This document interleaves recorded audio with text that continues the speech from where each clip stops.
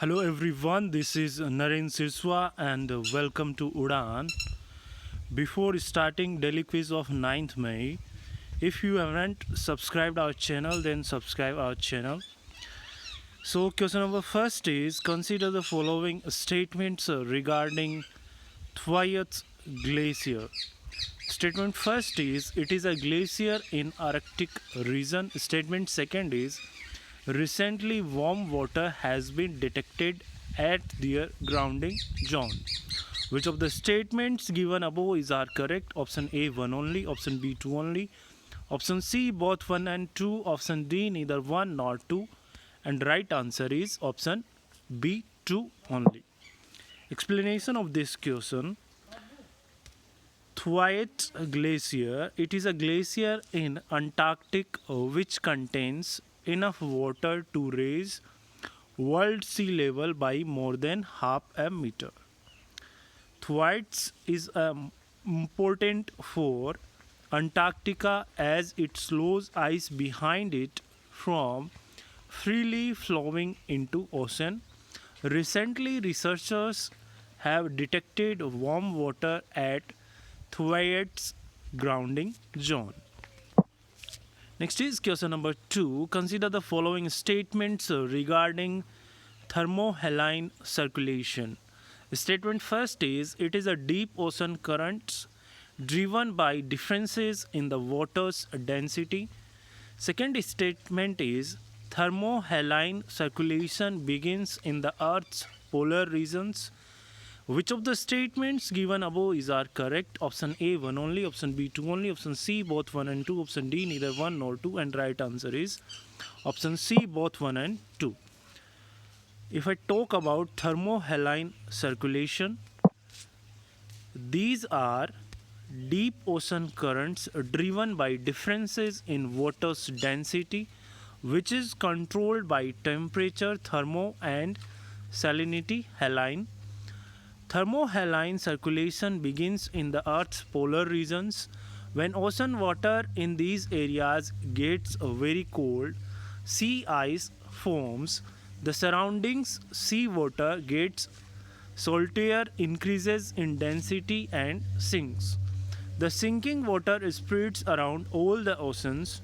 Surface water is pulled in to replace the sinking water, which in turn eventually becomes cold and salty enough to sink. This initiates the deep ocean currents driving the global conveyor belt.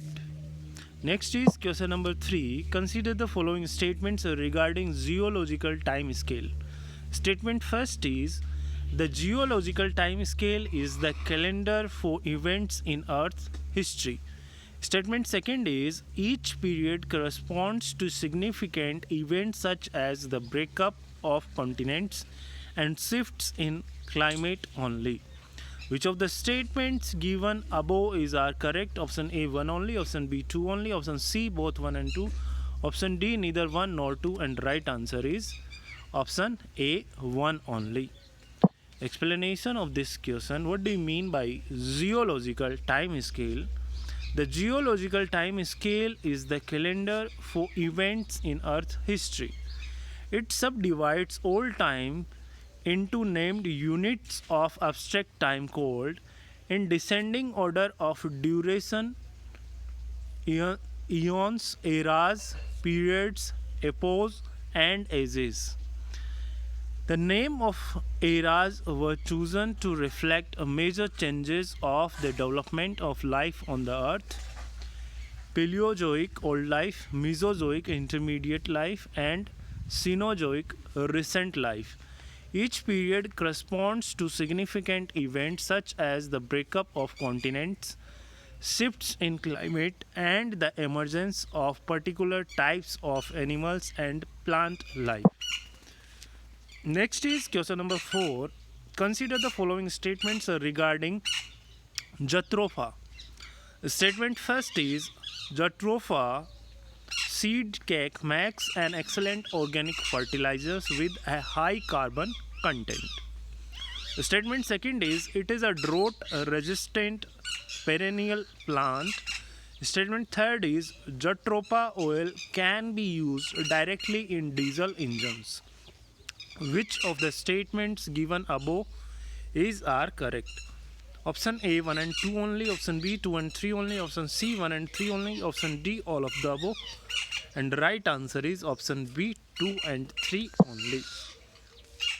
Jatropha is a plant of Latin American origin which is now widespread throughout arid and semi arid tropical regions of the world.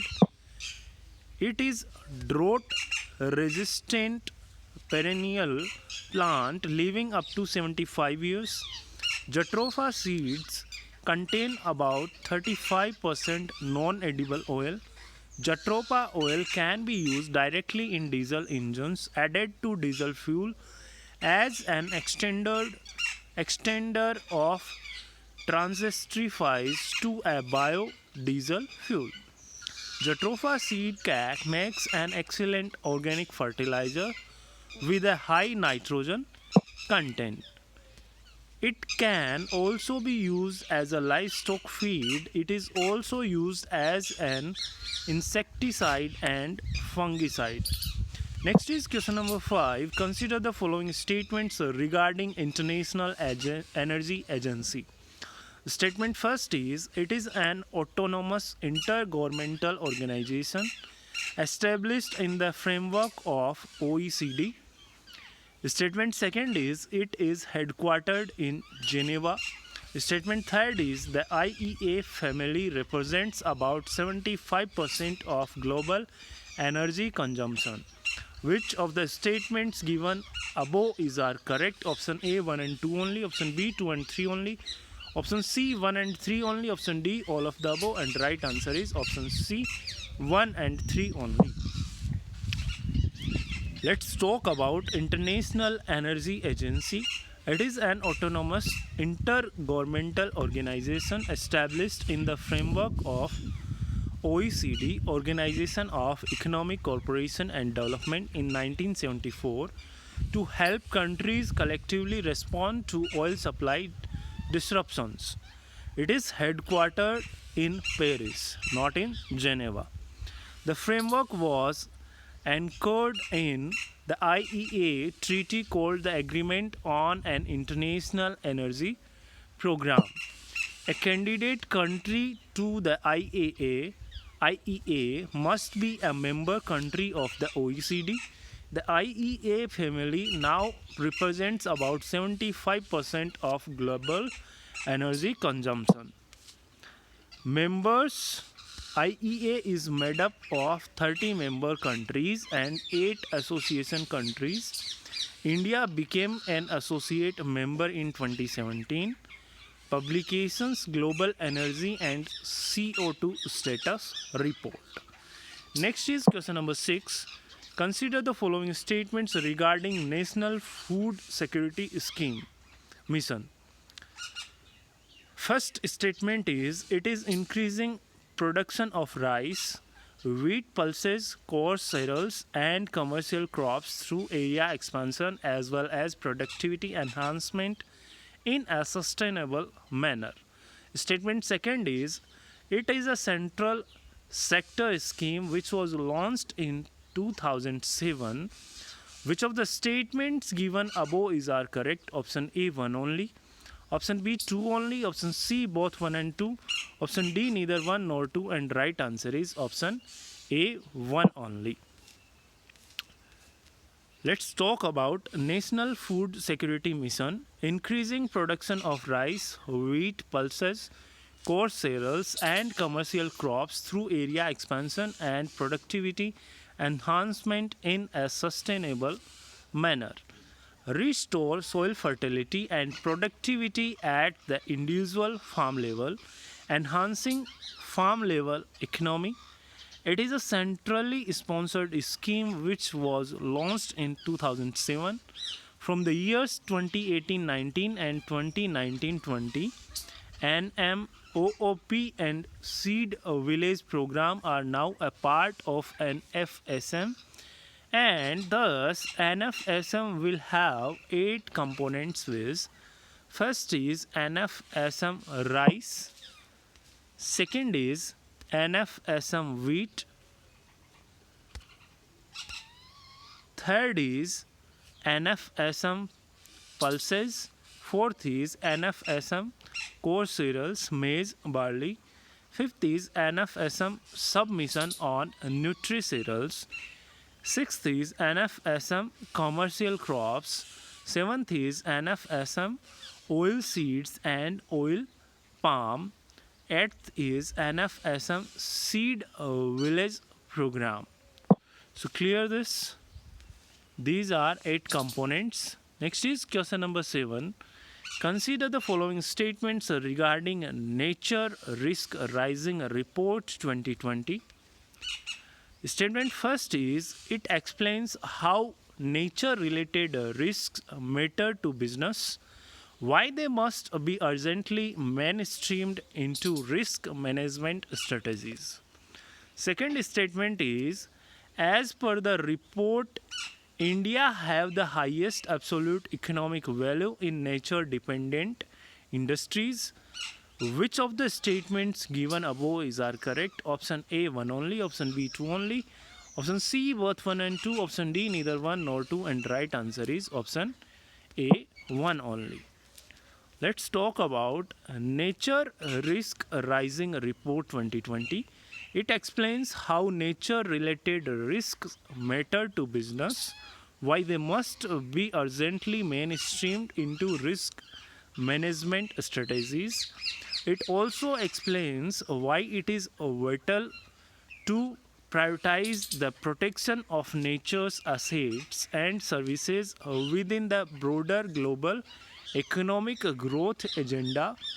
Key findings: about 25% of Earth's assessed plant and animal species are threatened by human actions, with a million species facing extinction. Next is half the world's total GDP is moderately or highly dependent on nature. China, EU, and US have the highest absolute economic value in nature dependent industries. Construction, agriculture, and food and beverages and three largest sorry construction, agriculture, and food and beverages are three largest industries that depend most on nature. Next is question number 8. With reference to the geographical setup of Iran, consider the following statement. Statement first is Iran has border with Armenia, Turkmenistan, and Syria. Statement second is Bandar Abbas, a port city located near the Bab al Mandab Strait in southern part of the Iran. Statement third is Tehran, the capital city of Iran, is located in the southwestern part of the country. Which of the statements given above is are correct? Option A 1 and 2 only, option B 2 and 3 only, option C 1 and 3 only, option D 1, 2 and 3, and right answer is all of the above 1, 2 and 3. Explanation of this question: Iran, also called Persia and officially the Islamic Republic of Iran, is a country in Western Asia. It is the second largest country in the Middle East and the 17th largest in the world. Clear? Next is Iran is bordered to the northwest by Armenia and the Republic of Azerbaijan, to the north by the Caspian Sea, to the northeast by Turkmenistan, to the east by Afghanistan and Pakistan, to the south by the Persian Gulf and the Gulf of Oman, and to the west by Turkey and Iraq. Its a central location in Eurasia and Western Asia, and its proximity to the Strait of Hormuz give is geostrategic importance. Next is Bandar Abbas, a port city located near the Strait of Hormuz in southern part of the Iran. The city occupies a strategic position on the narrow Strait of Hormuz, and it is the location of the main base of the Iranian Navy. Tehran is the political and economic center of Iran and the largest and most populous city located in the northern part of Iran near the Caspian Sea. Next is Chabahar Port. Chabahar Port is a seaport in Chabahar, located in southeastern Iran on the Gulf of Oman. It serves as Iran's only oceanic port and consists of two separate ports named as Shahid Kalantari and Shahid Beheshti, each of which has 5 berths. As you can see here, this is Iran, and here Iraq, and this side at the top Armenia, Azerbaijan, at this side Turkmenistan, Afghanistan, and you can see this is a map of Iran. Okay, next is question number 9. Consider the following statements regarding WPI, Wholesale Price Index in India. Statement first is WPI is released by Central Statistical Organization CSO on a monthly basis. Statement second is services are not a part of WPI basket. Statement third is the base year of all India WPI is 2011-12.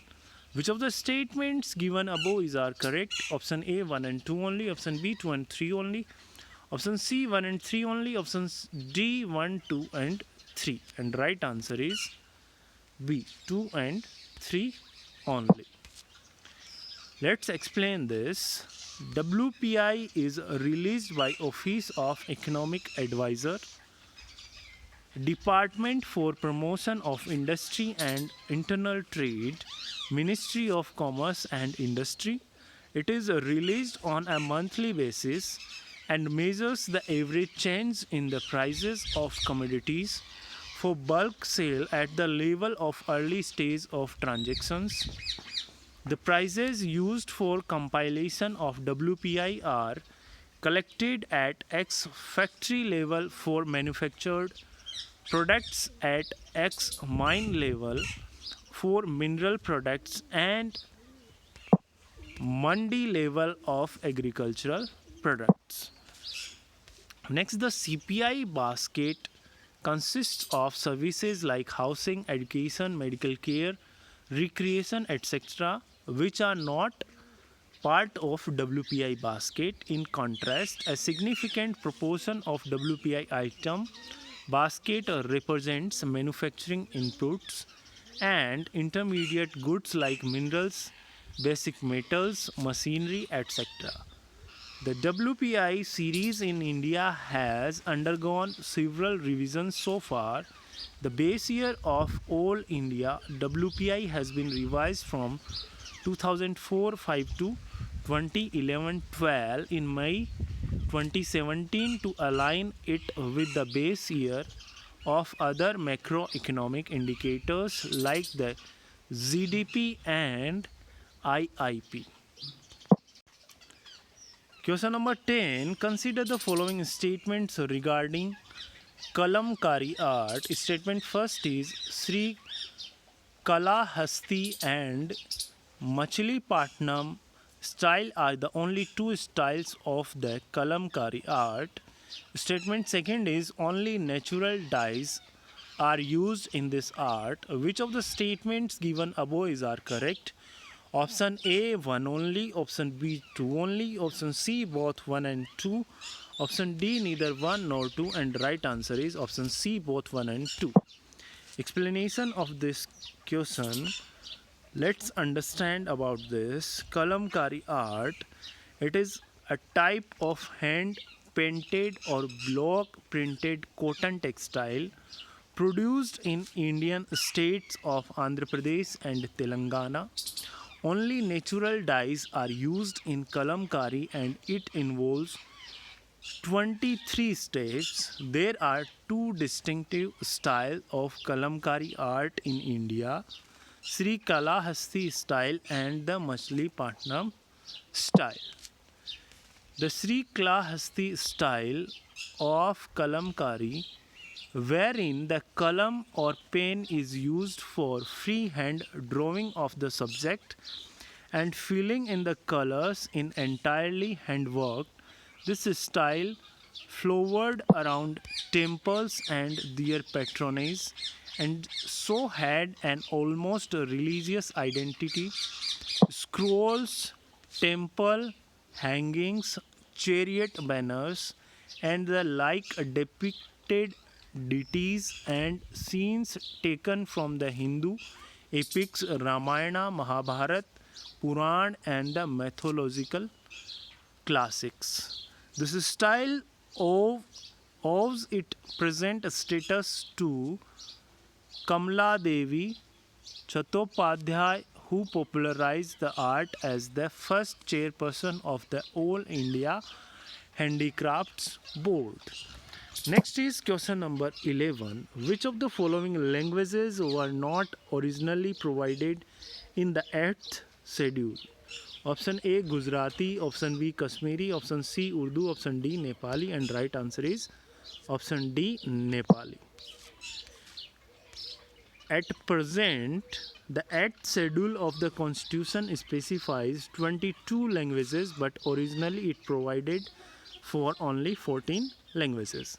The original 14 languages were Assamese, Bengali, Gujarati, Hindi, Kannada, Kashmiri, Malayalam, Marathi, Odia, Punjabi, Sanskrit, Tamil, Telugu, and Urdu.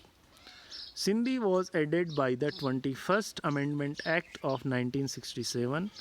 Konkani, Manipuri, and Nepali were added by 71st Amendment Act of 1992. Bodo, Dongri, Maithili, and Santhali were added by the 92nd Amendment Act of 2003. So students, hope you like this video. Share this video and subscribe our channel यदि आपने अभी तक subscribe नहीं किया है, and download our application from Play Store. वहाँ से आपको फर्दर कंटेंट मिलेगा एंड टेस्ट सीरीज़ मिलेगी आपको खूब सारी, वो लगाइए आप. Bye bye, see you soon.